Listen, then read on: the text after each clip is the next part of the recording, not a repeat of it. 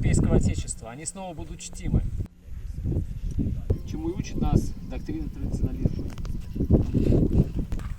Греки зарыли их для того, чтобы алтари не были осквернены. Очень важное место для археологов, для историков. И это пробудило во мне некие силы. Того, что нас волнует, что нас будоражит. Цель творчества заключается в том, чтобы возродить древнюю веру. Сам смысл жизни. Сегодня можно спросить у людей, в чем смысл жизни, они не скажут пару слов, не смогут объяснить. Когда-то здесь стоял храм аполлонической веры. Тех принципов, на которых основано и наше творчество, что мы воспеваем. Это священное место храма Зевса Аполлона, где сохранились алтари, закопанные еще во времена древних греков и скифов. Греки зарыли их для того, чтобы алтари не были осквернены завоевателями. Собственно, сама цель нашего творчества, помимо рождения смыслов, проявления вечных архетипов, того, что нас волнует, что нас будоражит, цель творчества заключается в том, чтобы возродить древнюю веру, чтобы ее восстановить во всем ее могуществе. Потому что именно на вере древних язычников, наших гордых предков, строилась великая цивилизация, которую сегодня мы помним как Европа. Именно на понятиях религиозного характера строилось величие. В честь богов создавались храмы, в честь героев и убийц, королей создавались творения, песни, скульптуры. И это те самые вещи, которые мы создаем сегодня.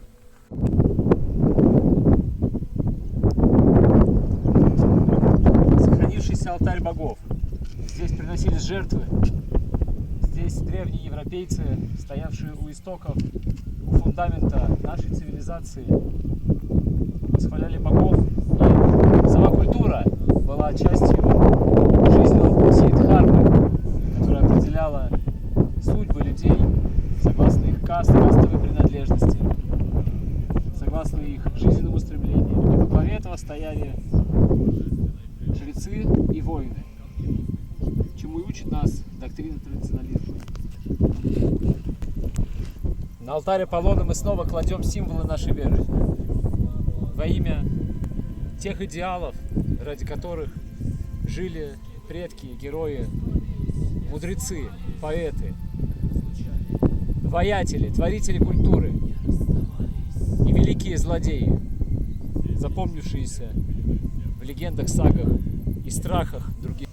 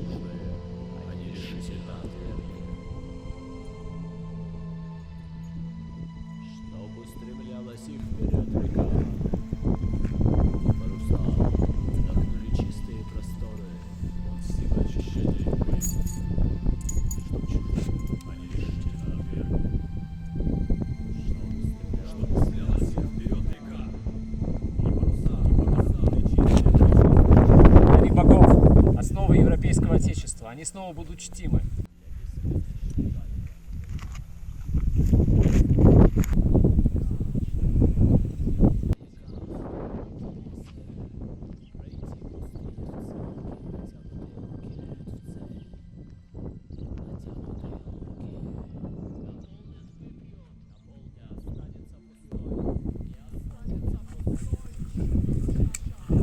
В кургане забытом мой череп разбитый, на дне черной могилы